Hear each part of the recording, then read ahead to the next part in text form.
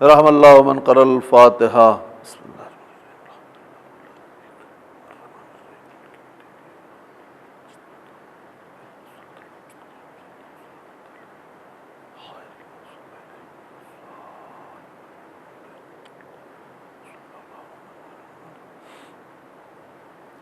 لا حول ولا قوة اعوذ باللہ من الشیطان اللعین الرجیم. بسم اللہ الرحمن الرحیم. الحمدللہ الذی لا یبلغ مدحۃ القائلون ولا یحصی نعمہ العادون ولا یعد حق المجتہدون الذی لا یدرکہ بعد الہمم ولا ینالہ غوث الفتن الذي ليس لصفته يد محدود ولا نعت موجود ولا وقت معدود فطر الخلائق بقدرته نشر برحمته والصلاة والسلام على أشرف الأولين والآخرين سيدنا نبينا مولانا بالقاسم اللهم صل على محمد وآله الطيبين الطاهرين المعصومين المظلومين ولعنۃ اللہ علی اعدائہم اجمعین. بسم اللہ الرحمن الرحیم. حالت علی الانسان حین من الدہر لم یکن شیئا مذکورا انا خلقنا الانسان من نطفۃ امشاج نبتلیہ فجعلناہ سمیعا بصیرا انا ہدیناہ السبیل اما شاکرا و اما کفورا. ایک صلوات دے دیجیے.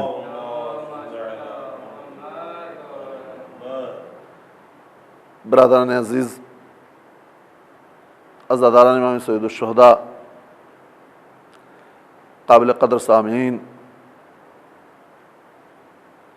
جیسا کہ آپ حضرات کو معلوم ہے کہ آج عشر محرم کی پہلی مجلس ہے اور یہ جو حالات بیماری کے چل رہے ہیں، ان حالات کی وجہ سے اتنی دقت اور پریشانیوں کا سامنا کرنا پڑ رہا ہے، ورنہ آج ہم آپ کے روبرو ہوتے، لیکن یہ شہزادی کی دعاؤں کا صدقہ ہے کہ حالات کیسے بھی بنے، حالات جو بھی بنے، لیکن ہم ذکر حسین سے سمجھوتا نہیں کر سکتے. چاہے جن حالات میں بھی ہم کو ذکر حسین کرنا پڑے، ہم ذکر حسین کرتے رہیں گے، چونکہ یہ ذکر حسین ہماری روح ہے. ہم اسی طریقے سے تڑپتے ہیں اس ذکر کے لیے جیسے مچھلی کو پانی سے نکال لیا جائے اور وہ پانی کے لیے بےتاب رہتی ہے، ویسے ہی ہم ایام عزا کا چاند دیکھنے کے لیے بےتاب رہتے ہیں. جب فلک پر چاند نظر آ جاتا ہے ہم اپنے کو غمگین کر لیتے ہیں، ہمارے گھر کی عورتیں اپنا سہاگ بڑھا دیتی ہیں. یہ ہمارا ایام عزا کوئی تہوار نہیں ہے، یہ ایک غم ہے. حسین مظلوم نے انسانیت کو فروغ دینے کے لیے، انسانیت کو بچانے کے لیے، انسانیت کو پہچانوانے کے لیے، جس انسانیت کے لیے پروردگار عالم نے، جس کو قرآن میں پروردگار عالم نے سب سے عظیم مخلوق کہا ہے، سب سے عظیم مخلوق پروردگار عالم نے اگر کہا ہے اپنی ساری مخلوقوں میں تو انسان کو کہا ہے. اشرف المخلوقات کا درجہ صرف اگر کسی کو دیا ہے تو انسان کو دیا ہے. بلندی پر کسی کو رکھا ہے تو انسان کو رکھا ہے. معراج پر کسی کو بلایا ہے تو انسان کو بلایا ہے. ہزاروں قسم کی مخلوق پروردگار عالم نے پیدا کی ہیں جن کا ہم نام نہیں جانتے، جن کی صورت سے ہم آگاہ نہیں ہیں، لیکن یہ انسان ایسا ہے کہ جس کو پروردگار عالم نے اشرف المخلوقات کا درجہ دیا. بہرحال ان ساری باتوں کے ساتھ ساتھ قرآن مجید کی جس عظیم اور گراں قدر آیت کی میں نے تلاوت کی ہے وہ قرآن مجید کے 29ویں پارے کا پہلا سورہ ہے، اور اس سورہ میں پروردگار عالم دو طرح کے انسانوں کا ذکر کر رہا ہے. آج ابھی پہلی گفتگو ہے دو طرح کے انسانوں کا ذکر پروردگار عالم کر رہا ہے. ایک وہ جو کائنات کے پہلے خلق کیے گئے، جو کائنات کے پہلے جن کے وجود کو پروردگار عالم نے بخشا، اور ایک وہ جو محتاج کائنات تھے اپنی خلقت کے لیے. دو طریقے کے انسان کو پروردگار عالم نے خلق کیا. اور جب جن کو نور سے پیدا کیا، اپنے نور سے ان کی خلقت کا مسئلہ آیا، تو دیکھیے کس انداز سے پروردگار عالم کہتا ہوا نظر آ رہا ہے، هل أتى على الإنسان حين من الدهر لم يكن شيئا مذكورا. کائنات میں ہیں کچھ مخصوص لوگ ایسے جن کے اوپر کبھی ایسا وقت نہیں آیا کہ میں نے ان کا ذکر نہ کیا ہو. اور اس کے بعد تمام انسانوں کی طرف مخاطب ہوا اور ان سے مخاطب کر کے کہہ رہا ہے انا خلقنا الانسان من نطفۃ امشاج. تمام انسانوں کو میں نے مرد اور عورت کے ملے جلے جوہر حیات سے خلق کیا. خلق کرنے کا مقصد کیا تھا؟ وجہ کیا تھی؟ غرض کیا تھی؟ بغیر کسی مقصد کے ہم اپنے گھر میں ایک کمرے کو ترتیب نہیں دیتے. اب آپ سوچئے کہ پروردگار عالم کا اگر اس کائنات کو سنوارنے کا کوئی مقصد نہ ہوتا تو اتنی بڑی انسانیت کو پیدا کیوں کرتا؟ اور اتنی بڑی انسانیت کو پیدا کرنے کے بعد پروردگار عالم نے انسان، یہ بھی نہیں کہ سارے انسان صرف اس کی عبادت ہی کرتے نظر آ رہے ہیں، 99% انسان ایسے ہیں جو نافرمان ہیں، لیکن وہ ان کا بھی پروردگار ہے. جو اس کے نافرمان ہیں ان کا بھی پروردگار ہے، جو اس کے نقش قدم پر اس کے فرائض کو مکمل طریقے سے ادا کرتے ہوئے نظر آ رہے ہیں، جو اہل بیت کے اور پروردگار عالم کے فرائض کو مکمل طریقے سے انجام دیتے ہوئے نظر آ رہے ہیں، ان کا بھی پروردگار. اور ان کا بھی پروردگار جنہوں نے خدائی کا دعویٰ کیا، فرعون، شداد، نمرود، کیسے کیسے لوگ گزرے ہیں، لیکن ان کا بھی پروردگار تھا. ان کو بھی، فرعون کو بھی رزق وہی دیتا تھا، نمرود کو بھی رزق وہی دیتا تھا، شداد کو بھی رزق وہی دیتا تھا، چونکہ وہ رازق ہے. وہ رازق ہے، اس لیے اس نے کہا انا خلقنا الانسان من نطفۃ امشاج نبتلی. تمام انسانوں کو میں نے مرد اور عورت کے ملے جلے جوہر حیات سے بنایا. کیوں بنایا؟ نبتلی، اس لیے کہ میں اس کا ٹیسٹ لوں گا، اس کو آزماؤں گا، ٹیسٹ کے ذریعے آزماؤں گا، اور کہ امتحان کے ذریعے پروردگار عالم ہمیں آزمانا چاہتا ہے. اب آپ نے سوچا کہ انسان کی خلقت ہی امتحان کے بنیاد پر ہے. اب امتحان کئی قسم کا ہوتا ہے، کبھی دولت دے کر کے امتحان لیتا ہے، کبھی دولت لے کر کے امتحان لیتا ہے، کبھی ظالم بادشاہ کو ہمارے سروں پر مسلط کر کے امتحان لیتا ہے، کبھی نرم دل بادشاہ کو ہمارا حکمراں بنا کر کے ہمارا امتحان لیتا ہے، کبھی اولاد دے کر کے امتحان لیتا ہے، کبھی اولاد لے کر کے امتحان لیتا ہے. اب امتحان کی کئی قسمیں ہیں، لیکن انسان کو جب وجود ہمارا اس دنیا میں ہوا ہے تو ہمیں امتحان دینا پڑے گا. ہمیں امتحان دینا پڑے گا. کوئی انسان ایسا نہیں ہے کہ اس کو امتحان نہیں دینا پڑے گا. اب آگے کیا کہہ رہا ہے؟ فَجَعَلْنَاهُ سَمِيعًا بَصِيرًا. امتحان لینے کی وجہ کیا ہے؟ غرض کیا ہے؟ غائب کیا ہے؟ کیوں لے گا معبود تو امتحان؟ اس نے کہا فَجَعَلْنَاهُ سَمِيعًا بَصِيرًا، اس لیے کہ میں نے اس کو سمیع بنایا ہے اور بصیر بنایا ہے.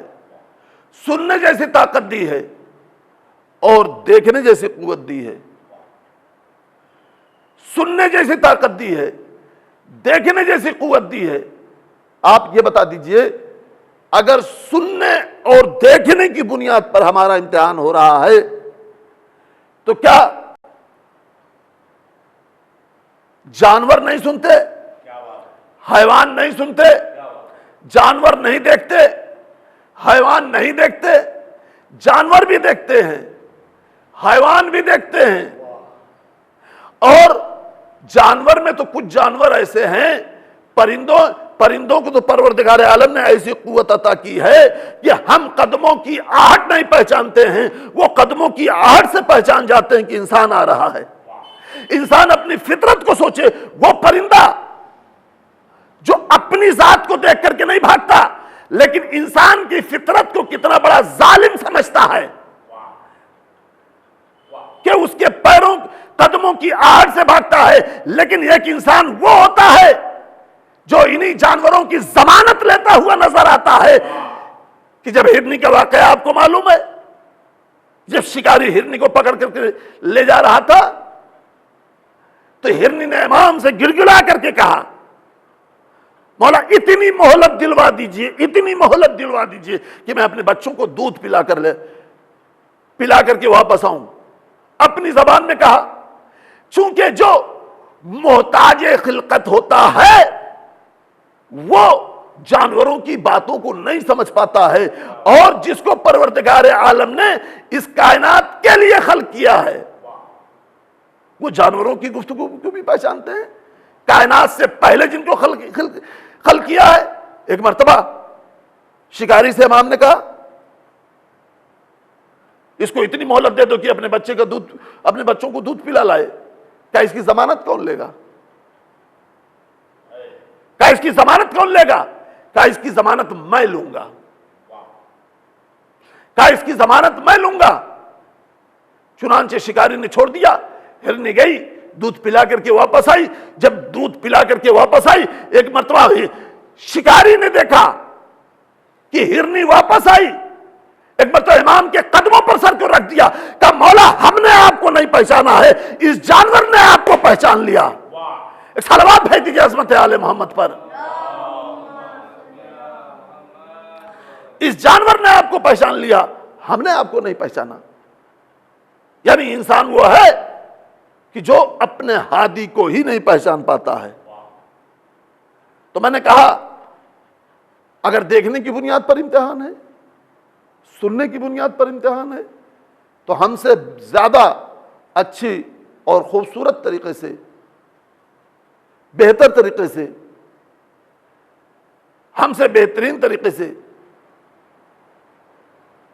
جانور سنتا ہے، پرندے سنتے ہیں، پرندے دیکھتے ہیں، ہزاروں میل اوپر باج رہتا ہے، نیچے اپنے شکار کو دیکھ لیتا ہے۔ تو جو پروردگار عالم یہ کہہ رہا ہے کہ میں امتحان لوں گا، اس بنیاد پر، سننے اور دیکھنے کی بنیاد پر، سننے اور دیکھنے کی بنیاد نہیں ہے۔ انسان کو سب سے عظیم شے جو پروردگار عالم نے دی ہے وہ دی ہے قوت فیصلہ۔ سب سے عظیم اور بڑی شے جو پروردگار عالم نے ہمیں عطا کی ہے وہ دیا ہے پروردگار عالم نے قوت فیصلہ، کہ قوت فیصلہ اگر ہمارا مکمل طریقے سے صحیح ہے، ہمیں کس وقت کیا کرنا ہے، جس وقت ہمارا قوت فیصلہ اس طریقے سے کام کرنے لگے، ہمیں کب کیا کرنا ہے، کیا نہیں کرنا ہے، ہمیں کب نماز پڑھنا ہے، کب بچوں کے لیے رزق تلاش کرنا ہے، کب واجبات کو ادا کرنا ہے، کب اپنے گھر والوں کا خیال رکھنا ہے، بس ہم اسی چیز کو جب ہم پہچان جائیں گے تو ہماری زندگی کب معراج بن جائے گی یہ ہمیں نہیں معلوم ہو پائے گا۔ ایک صلوات بھیج دیجئے محمد و آل محمد پر۔ آپ عظمت کو پہچانیے، بلندی کو پہچانیے۔ پروردگار عالم نے کیا کہا؟ فَجَعَلْنَاهُ سَمِيعًا بَصِيرًا اِمَّا شَاكِرًا وَإِمَّا كَفُورًا إِنَّا هَدَيْنَاهُ السَّبِيلَ۔ اور اس انسان کو راہ ہدایت میں نے ماضی میں دکھا دیا، اس انسان کو راہ ہدایت میں نے ماضی میں دکھا دیا۔ اب ہم کو راہ ہدایت ماضی میں دکھایا، ہمارے بزرگوں کو راہ ہدایت ماضی میں دکھایا، ان کے بزرگوں کو راہ ہدایت ماضی میں دکھایا۔ چونکہ قرآن صرف ہمارے زمانے کی کتاب نہیں ہے، قرآن میں آدم کا بھی تذکرہ ہے، نوح کا بھی تذکرہ ہے، ابراہیم کا بھی تذکرہ ہے، سارے نبیوں کا تذکرہ ہے۔ سارے نبیوں کے تذکرے کے ساتھ ساتھ پروردگار عالم نے یہ بتا دیا کہ دیکھو ہر دور کا انسان کہے گا کہ مجھے ہدایت ماضی میں مل گئی، مجھے ہدایت ماضی میں مل گئی، مجھے ہدایت ماضی میں مل گئی، تاکہ کوئی یہ نہ کہہ سکے کہ ہم گمراہ ہو گئے، ہمیں راستہ دکھانے والا کوئی نہیں تھا۔ صلوات بھیج دیجئے محمد وآل محمد پر۔ اما شاکرا و اما کفورا۔ اب جو اس ہدایت پر قائم رہے گا، ماضی والی ہدایت پر جو قائم رہے گا، وہ شاکر کہلائے گا۔ جس نے اس ہدایت کو ٹھکرا دیا وہ کافر کہلائے گا۔ اب ہمیں انسانیت کی فطرت سے دیکھنا ہے کہ ہم کو اپنے نفس پر کس طریقے سے کنٹرول کریں کہ ہم دنیا میں بھی شاکر بنیں اور اہل بیت کی نظر میں بھی شاکر بنیں۔ اور چونکہ آج پہلی مجلس ہے، تمہیدی گفتگو ہے،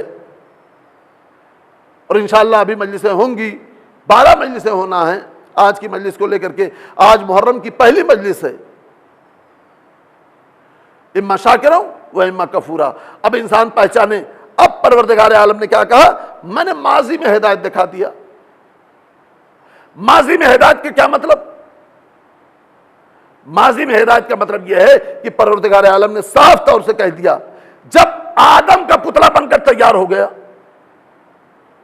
آدم کا مجسمہ بن گیا، آدم کا پتلا بن گیا، بن کر کے مکمل طریقے سے تیار ہو گیا، روح ڈال دی، اب پروردگار عالم نے کہا انبئونی باسمائے ہؤلاء ان کنتم صادقین، اگر تم سچے ہو تو ان کے نام ہمیں بتا دو۔ اب پروردگار عالم نے ایک قید لگا دی صداقت کی، ایک قید لگا دی صداقت کی کہ اگر تم سچے ہو تو ان کے نام ہمیں بتا دو۔ فرشتوں نے کہا پالنے والے ہم کیا جانے یہ کون لوگ ہیں، ہمیں نہیں معلوم۔ اب پروردگار عالم نے اس کا مطلب یہ بتا دیا کہ دیکھو بے نفس فرشتے کون ہیں؟ مولا کائنات نے نہج البلاغہ میں فرشتوں کی خصلت بتائی ہے کہ جس میں مولا کائنات نے نہج البلاغہ میں بتایا ہے کہ فرشتوں کے ہاں سوچنے سمجھنے کی صلاحیت نہیں ہے، ایگو نہیں ہے، ان کو جہاں لگا دیا گیا، جس کام پر منتخب کر دیا گیا بس وہی کام کریں گے۔ اگر کوئی رکوع میں ہے تو وہ رکوع ہی میں رہے گا، اگر کوئی سجدے میں ہے تو وہ سجدے میں ہی رہے گا، اگر کوئی قیام کی حالت میں ہے تو وہ قیام کی ہی حالت میں رہے گا۔ اس کو رکوع کرنے کی اجازت نہیں، رکوع والے کو سجدے کرنے کی اجازت نہیں، سجدے والے کو تشہد پڑھنے کی اجازت نہیں، تشہد والے کو سلام پڑھنے کی اجازت نہیں، قیام والوں کو رکوع کرنے کی اجازت نہیں۔ یعنی ان کے ہاں جو بس جس کام پر لگا دیا گیا بس وہی کام کریں گے۔ ایک واحد مخلوق پروردگار عالم کی، فرشتہ بھی اللہ کی مخلوق اور انسان بھی اللہ کی مخلوق، بڑی ذمہ داری سے کہہ رہا ہوں اس جملے کو، اگر آپ نے اپنی زندگی میں اس جملے کو اتار لیا تو آپ کی زندگی، ہماری آپ کی زندگی کے لیے، ہدایت کے لیے بس یہ جملہ کافی ہو جائے گا۔ پروردگار عالم نے ہزاروں قسم کی مخلوق پیدا کی ہیں، لیکن جتنی مخلوق پیدا کی ہیں ایک واحد مخلوق انسان ہے کہ جس کو مکمل عبادت کا اختیار دیا ہے۔ جتنی مخلوق پروردگار عالم نے پیدا کی ہیں ان ساری مخلوقات میں سے مکمل عبادت کا اختیار اگر کسی کو دیا گیا ہے تو صرف انسان کو دیا گیا ہے، اور مکمل عبادت کا اختیار کسی کو نہیں دیا گیا ہے۔ مکمل عبادت سے مطلب یعنی انسان وہ ہے جو رکوع بھی کرے گا، سجدہ بھی کرے گا، قیام بھی کرے گا، تشہد بھی پڑھے گا، بچوں کے لیے رزق کی فراہمی بھی کرے گا، مکمل عبادت، والدین کا ادب بھی کرے گا، والدین کا احترام بھی کرے گا، بزرگوں کا خیال بھی کرے گا، یتیموں کے سر پہ دست شفقت بھی پھیرے گا، رزق کی فراہمی بھی کرے گا، کمانے کے بھی بارے میں سوچے گا۔ گھر بیٹھنے والے کو انسان نہیں کہتے۔ بزرگ ہمارے بنا کر کے گئے ہیں، ہم گھر میں بیٹھے ہیں، نہیں، رزق کی تلاش کرنے والے کو بہترین انسان کہا جاتا ہے، سجدہ کرنے والے کو بہترین انسان کہا جاتا ہے۔ اب آپ ایک بات یہ بتا دیجئے، جب اللہ نے اب آپ کی سمجھ میں آئے کہ انسان کو اشرف المخلوقات کیوں کہا گیا؟ جتنی مخلوق ہیں کسی کو مکمل عبادت کا اختیار نہیں ہے، اگر ہے تو صرف انسان کو، اگر ہے تو صرف انسان کو، اس کے علاوہ کسی مخلوق کو مکمل عبادت کا اختیار نہیں ہے۔ تو اب آپ یہ بتا دیجئے، تو جب اللہ نے ہمیں مکمل عبادت کا اختیار دے رکھا ہے کہ فرشتوں کو وہ اختیار نہیں دیا لیکن وہ اختیار ہمیں دیا، اب ہم جان بوجھ کر نماز کو قضا کریں، جان بوجھ کر روزے کو قضا کریں، جان بوجھ کر کے نماز کو چھوڑیں، تو پھر آپ بتائیے اشرف المخلوقات کے دائرے میں ہمیں اللہ رکھے گا کہ نہیں؟ گویا اللہ خود ہماری خلقت پر لعنت بھیجے گا، اس لیے کہ مکمل عبادت کا اختیار کسی کو نہیں عطا کیا ہے۔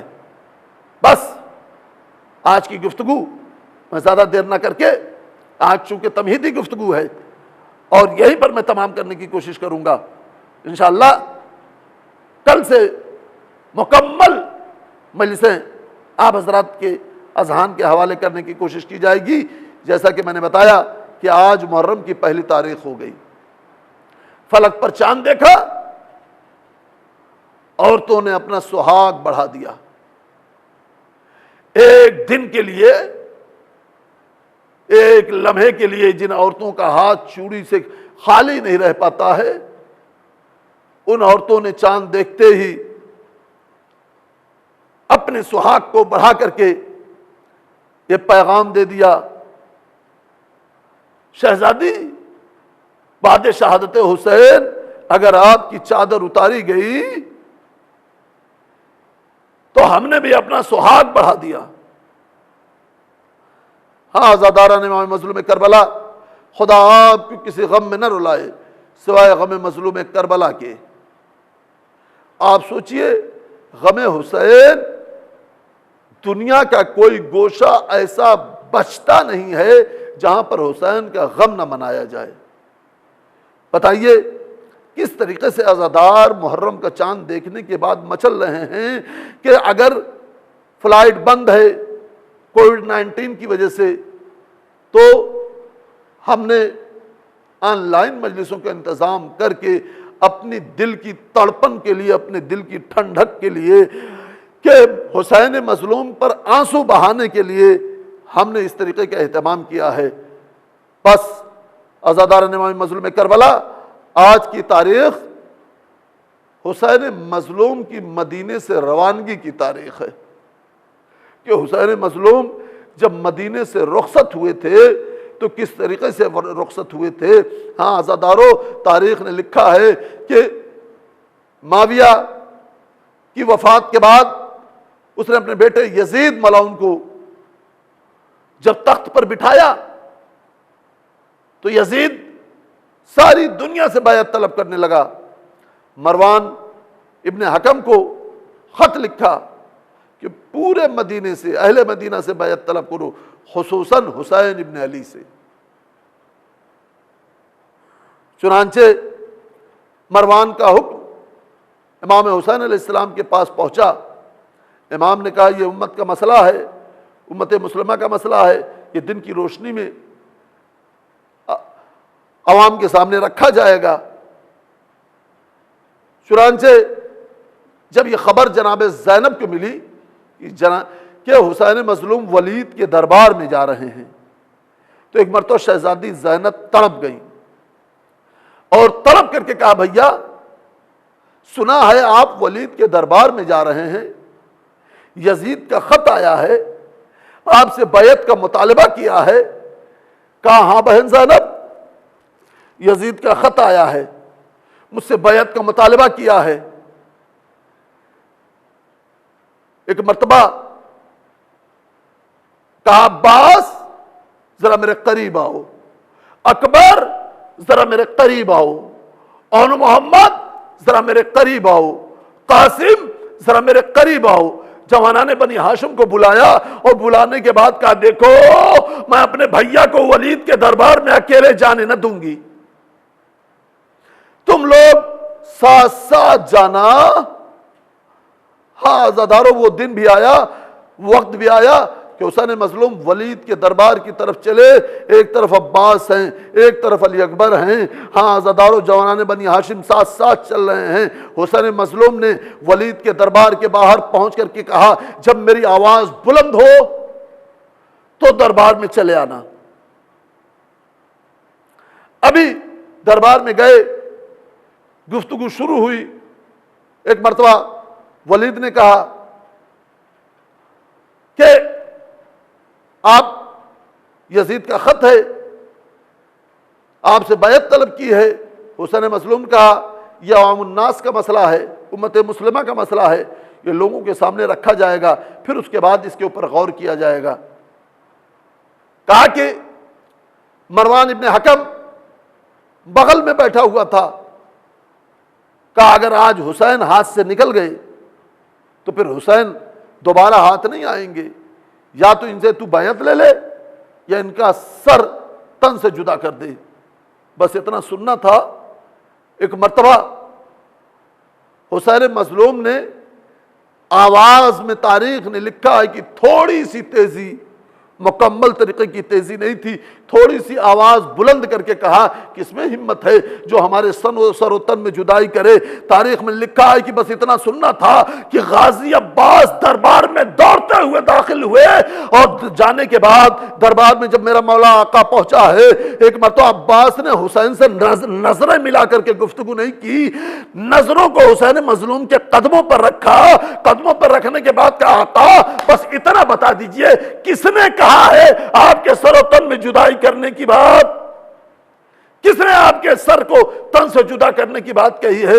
حسین نے کہا عباس ابھی کربلا نہیں ہے، ابھی جنگ کرنے کا موقع نہیں ہے، تلوار کو نیام میں رکھا۔ ہاں عزادار و تاریخ نے لکھا ہے کہ جب عباس نے تلوار کو نیام میں رکھا، لے کر کے جوانان بنی ہاشم کو لے کر کے بیت الشرف کی طرف آئے ہیں، جناب زینب نے کہا بھیا ولید سے کیا ٹھہری؟ کہا بہن ہمیں مدینے کو چھوڑنا پڑے گا، مدینے کو الوداع کہنا پڑے گا۔ تاریخ نے لکھا ہے ایک مرتبہ سامان سفر تیار ہونے لگا،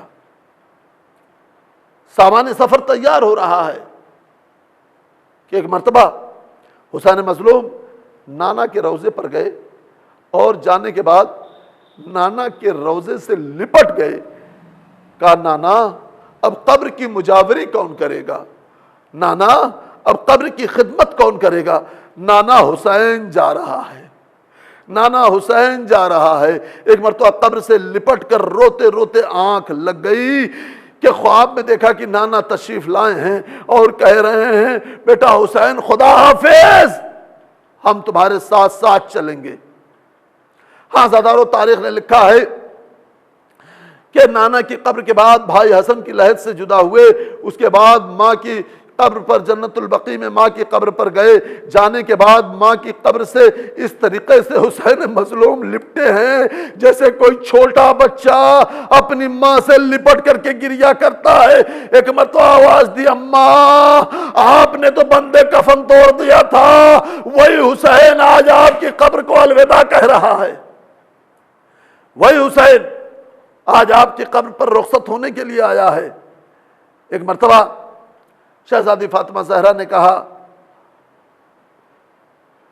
ابھی حسین مظلوم گریا کر ہی رہے تھے، آنکھ لگ گئی، خواب میں دیکھا کہ اماں نے کہا بیٹا حسین تم آگے آگے چلو گے، تمہاری ماں تمہارے پیچھے پیچھے اپنی کمر کو پکڑے ہوئے چلے گی، اور تمہاری قتل گاہ کو اپنے بالوں سے میں صاف کروں گی۔ ہاں زادارو عبداللہ ابن سنان کہتا ہے کہ میں مدینے میں آیا، چاروں طرف مایوسی تھی، محلے بنی ہاشم میں پہنچا تو کیا دیکھا کہ ایک طرف لوگ جمع ہیں، قریب گیا تو کیا دیکھا کہ سامان سفر تیار ہو رہا ہے۔ جب سامان سفر تیار ہو چکا تو ایک مرتبہ ایک طویل و قامت جوان آگے بڑھا، آگے بڑھنے کے بعد کہتا ہے اے تماشا دیکھنے والوں اب اپنے گھروں کو واپس چلے جاؤ، اب مخدرات عصمت و طہارت سوار ہونے کے لیے جا رہی ہیں۔ ایک مرتبہ لوگ اپنے اپنے گھروں کو واپس جانے لگے۔ عبداللہ ابن سلام کہتا ہے کچھ بیویاں نکلنے کے بعد اونٹوں پر سوار ہوئیں، اتنے میں ایک بیوی نکلی جس کے پردے کا یہ عالم تھا کہ چادر زمین پر خط کھینچتی جا رہی تھی۔ ایک مرتبہ میں نے دیکھا کہ ایک بزرگ بیٹھے ہوئے تھے، لیکن ان کے احترام میں وہ بزرگ بھی اٹھ کھڑے ہوئے، اور ایک مرتبہ اس بیوی کو بھی سوار کیا گیا۔ وہ جوان آگے بڑھا، آگے بڑھنے کے بعد سوار کیا۔ میں کہوں گا مولا عباس اور شہزادی زینب کو بڑے تسک و احترام سے سوار کیا ہے، ذرا شام غریبہ آ جائیے گا، یہی زینب ہوگی، ایک ٹوٹا سا نیزہ ہوگا، جلے ہوئے خیام ہوں گے، بچوں کی سسکیوں کی آواز ہوگی۔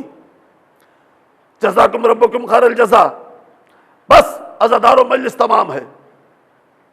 تاریخ نے لکھا ہے کہ جب یہ قافلہ چلا تو ابھی جناب زینب اور امام حسین نے شہزادی